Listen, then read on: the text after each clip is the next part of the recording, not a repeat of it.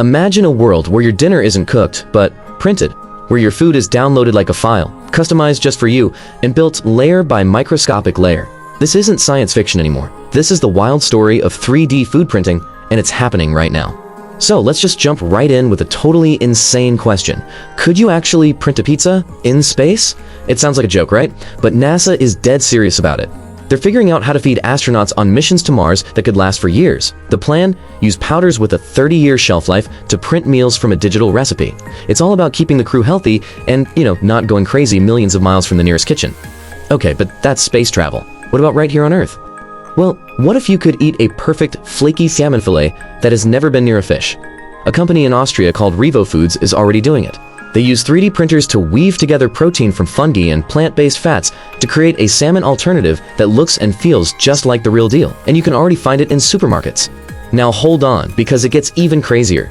Back in 2019, up on the International Space Station, something unbelievable happened. Astronauts took a few cells from a cow, grew them into actual muscle tissue in zero gravity, and then used a 3D bioprinter to assemble those cells into a small piece of steak. Think about that. The first piece of meat ever grown in space. No farm, no cow, just science. So how is any of this even possible? How do you actually turn a computer file into something you can eat? Well, it all boils down to a massive change in how we think about making pretty much anything.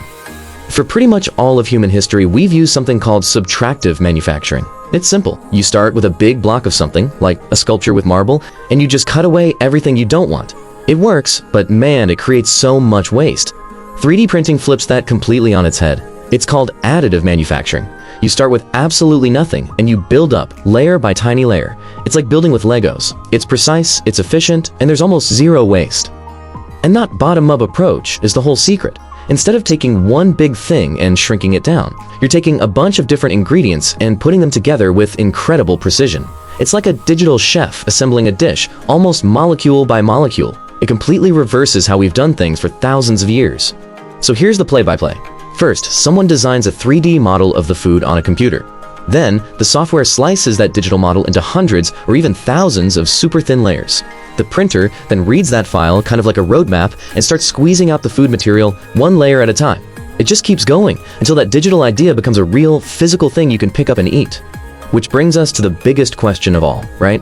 What is this food ink? What are they actually putting in these machines to build our dinner? You might actually be surprised by how normal the ingredients are. See, at its core, the food ink is made of the same stuff you'd find in any kitchen: carbohydrates, proteins, and fats. The real trick, the magic, is getting those normal ingredients into a paste or powder that the machine can handle and control perfectly. Carbohydrates and starches? They're basically the foundation. They're the structural backbone for almost all printed food. I'm talking about things like mashed potatoes, or dough, or a thick puree. They have the perfect goopy texture to be squeezed out smoothly, and more importantly, they actually hold their shape. They're the workhorses of the food printing world. Now proteins, this is where things get absolutely revolutionary. This is the star of the show. The protein can come from plants, like that microprotein in the salmon we talked about. Or, and this is the big one, it can come from animal cells that are grown in a lab. This is the technology that unlocks the power to print complex meat and seafood without the farm. It could literally change everything. And you can't forget fats and lipids. These are the flavor engine. Fat is what makes a steak juicy, it's what gives it that satisfying mouthfeel. This is honestly one of the hardest parts to get right. Printing fat in a way that looks and feels like the marbling in a real steak is super tricky, but you have to do it if you want to convince people it's the real thing. Okay, this all sounds incredible, like way too good to be true. Printing customized sustainable food whenever you want. So if it's so great, why don't we all have a food printer next to our microwave? Well, it's time for a little reality check. There's a catch.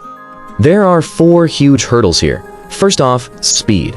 It is painfully slow. We're not talking minutes. It can take a long time to print something complex. Second, texture. Making something with the crunch of a fresh apple or the unique chew of a real steak. It's ridiculously hard. Third, the cost. These machines are not cheap, and the special food inks are super expensive. And finally, a really important one, food safety. Let's really drill down on that safety thing for a sec. This is a stainless steel capsule. It's what holds the food ink before it gets printed. Looks all clean and futuristic, right? Simple, but this shiny tube can be hiding a really dangerous secret. Look really close at it. You see the screw threads? The little rubber seals, the cap?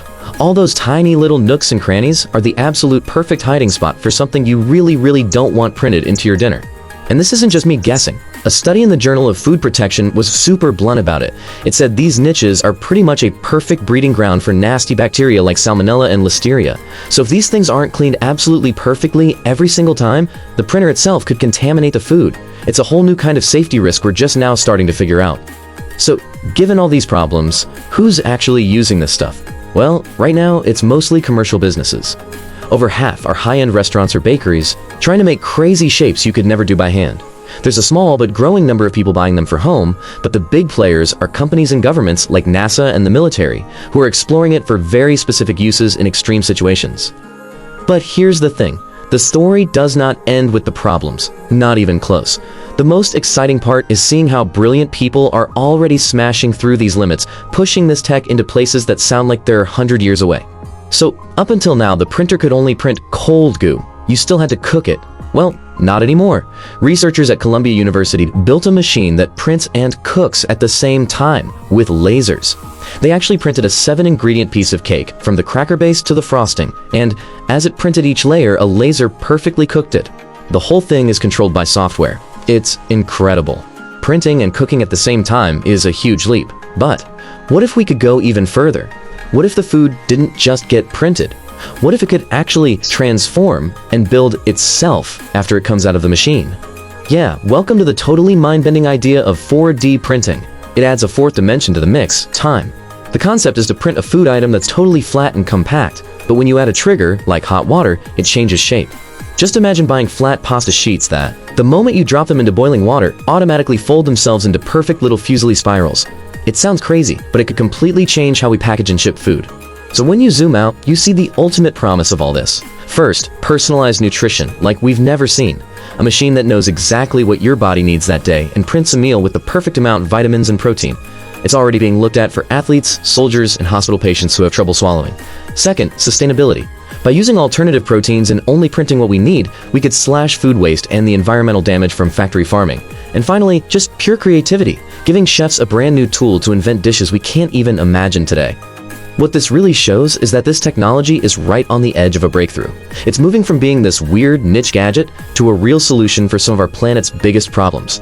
And it leaves us with one last, kind of wild thought.